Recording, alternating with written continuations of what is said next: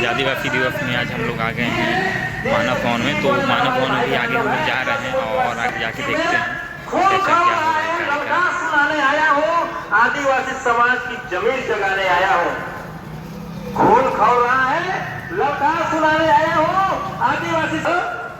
अब चौकन्ने हो जाओ मूल निवासी आदिवासी को सदाने वालों। मैं आदिवासी का बेटा हूँ, दरबार हिलाने आया हूँ, दरबार हिलाने आया हूँ। अरे ऐसे समाज का बेटा, ऐसे निर्भय, ऐसे निडर रहने वाले सम्मानीय ठाकुर विजय सिंह पुया जी को आमंत्रित करता हूँ। आप आए और वन अधिकार अधिनियम जो समाज का बेटा के लिए जोरदार ताली पेड़ समय का है। यहाँ पर क्रांति का समय आगे से साथियों, आज विश्व आदिवासी दिवस, इसकी यूएनओ ने इस दिन को घोषित किया था और तब से आदिवासी समाज, हमको यूएनओ को धन्यवाद देना चाहिए कि हम लोग गोड़, कंवर, उरांव, चेरवा, बैगा, पंडोल, ये सब अलग अलग टुकड़ों में बढ़कर अपने लिए लड़ते थे, किंतु आज विश्व आदिवासी दिवस जब घोषित हुआ है तो आज हम एक मंच पर एक साथ बैठे हैं। उसके लिए सबको हमको धन्यवाद देना चाहिए। कौन कहते माटी के मनखे जागे नहीं है सूते हैं। कौन कहते माटी के मनखे जागे नहीं है सूते हैं। जब जब जुर्मी जुलुम करत है तो मुझे माफ करना, लेकिन हमारे सम्मानित मंच में जो पूरे समाज के लिए तन मन धन से अपना समय बिताने वाले यहाँ पे सम्मानित मंच में अध्यक्ष सूर्य प्रताप सिंह नेताम जी और आरपी सिंह सर जी और तमाम मंचासीन अतिथि संजय कमरो जी, अमर साहब भगत जी, सौभाग्यवती जी और सभी समाज के लोग हैं, उनको मैं सेवा जोहार करता हूं और आप सभी को मैं सेवा जोहार करता हूं। जोरदार तालियों से इनके बार स्वागत करें। नेतृत्व में यहाँ सर्व आदिवासी समाज ने पहली बार यहाँ पे इस कार्यक्रम का आयोजन शुरू किया था। हमारे प्रथम जिला अध्यक्ष श्री गुलाब सिंह जी हमारे बीच में, उनके आशीर्वाद बना हुआ है। गुलाब सिंह जी अमर रहे।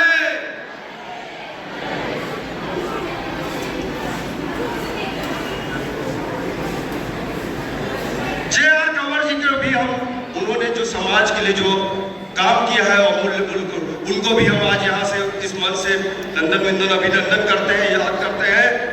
जे.आर. कंवर जी अमर रहे। और इस समाज के बीच, आदिवासी समाज के बीच राजनीतिक चेतना पैदा करने वाले मैं दादा हीरा सिंह मरकाम जी को भी मैं यह मंच से श्रद्धांजलि, उनको सुमन करता हूं और उनको याद करता हूं। और मैं उनके लिए आपसे कहना चाहूंगा, दादा हीरा सिंह मरकाम अमर रहे। साथियों, वहां पे जिनका भी हम लोगों ने अमर रहे वो कहा, वो क्यों कहा, उन वीर नारायण सिंह जी हमारे पूर्वजों की लड़ाई की देन है, जो आज हम लोग यहाँ पे उन्होंने जो बोया है उसका फसल आज हम लोग काट रहे हैं।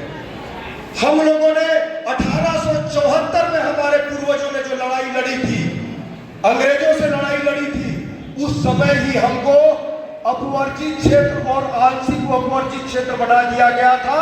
और उसके बाद भारत शासन अधिनियम के 91-92 कालम में इस क्षेत्र को अधिसूचित क्षेत्र, आंशिक अपवर्जित शेड्यूल्ड एरिया घोषित कर दिया गया था।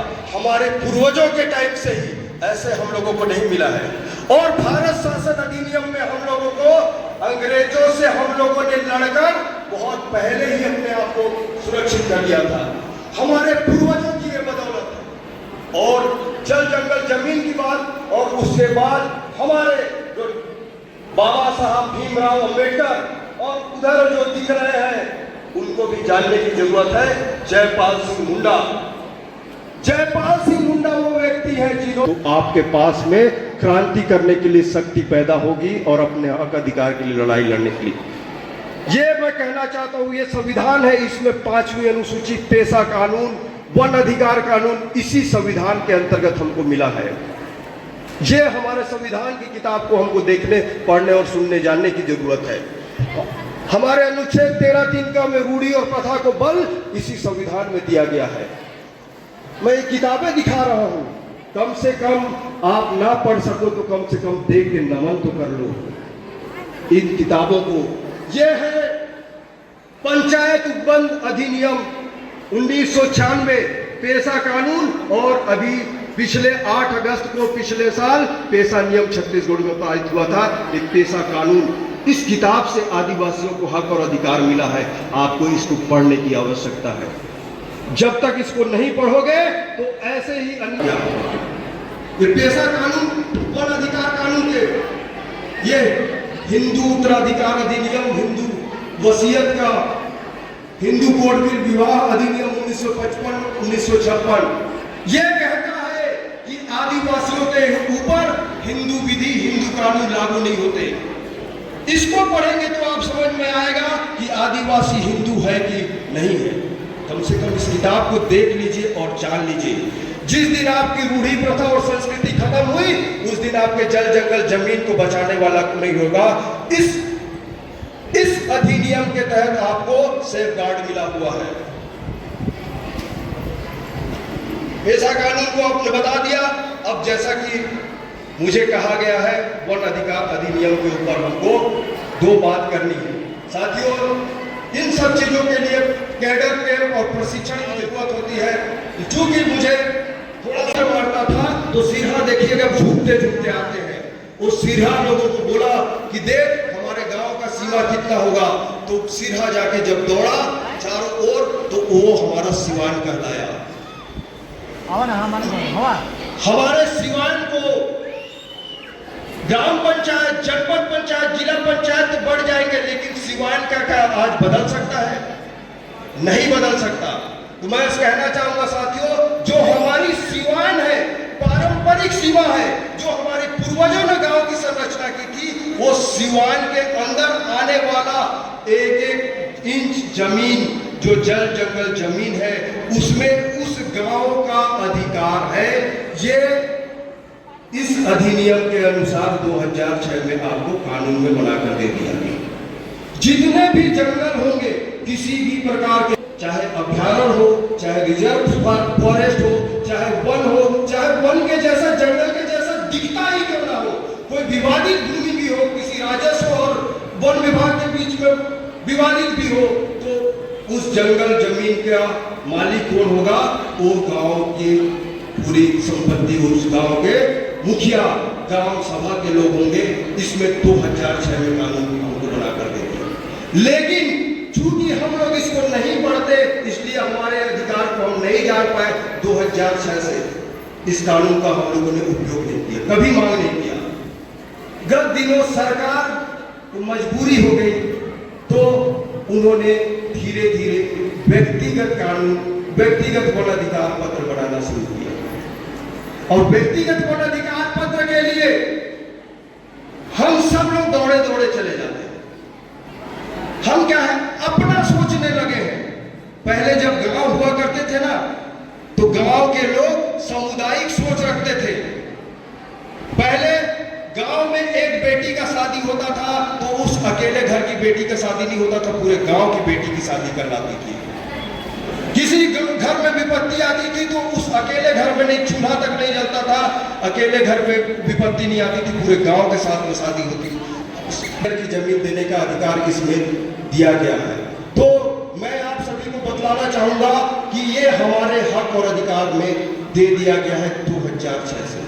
किंतु आज भी आप लोग नहीं पढ़े ना, तो जल जंगल जमीन का मालिक कौन है? अभी आदिवासी, आदिवासी तो नारे लगाते हो।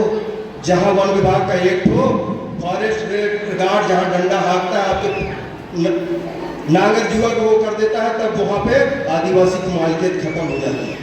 क्यों? क्योंकि आपने इसको नहीं पढ़ा।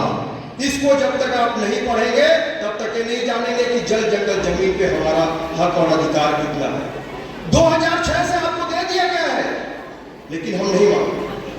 एक व्यक्तिगत के लिए हम लोगों ने वो किया, लेकिन व्यक्तिगत पट्टा में 10 एकड़ जब किसी ने मांगा ना, तो वन विभाग और राजस्व विभाग के माध्यम से जो मांगा गया, हमारे आदिवासी भाइयों को छला गया। 50 डिसमिल 75 डिसमिल ही केवल वन अधिकार पत्र थमा दिया गया है। ये तो इस तरीका का शोषण हुआ है और इसको कौन बचाएगा गांव में? आज यहाँ पे पढ़ा लिखा समुदाय है, जब तक आप जाकर जागरूक नहीं करेंगे तब तक कैसे होगा? हमको इसकी जिम्मेवारी लेनी पड़ेगी। हमारे गांव के जो अन्नदाता किसान है उनको इसके बारे में बताना पड़ेगा कि आपका 10 एकड़ पे अधिकार बनता है। फिर इसके बाद आता है दूसरा, सामुदायिक अधिकार।